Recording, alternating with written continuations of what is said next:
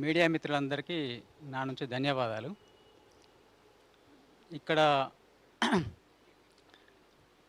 తెలంగాణ ప్రభుత్వం అంటే మీరు సరెండర్ అయ్యి బతకడం వల్ల మీకు ఉపాధి కల్పిస్తాం అనేటువంటి విషయాన్ని ప్రభుత్వం అంతకుముందు నుంచే చెప్తున్నది.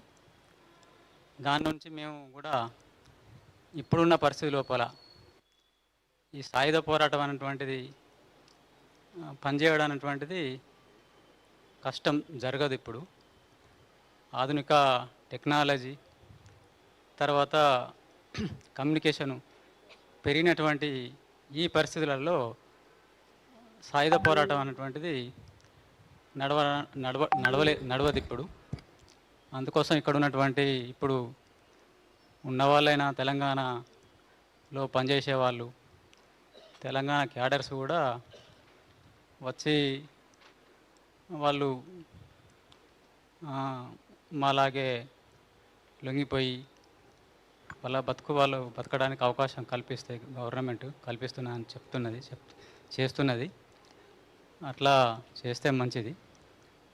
తర్వాత ఇక్కడున్న ప్రభుత్వానికి, పోలీసులకు మా నుండి ధన్యవాదాలు తెలుపుతున్నాం.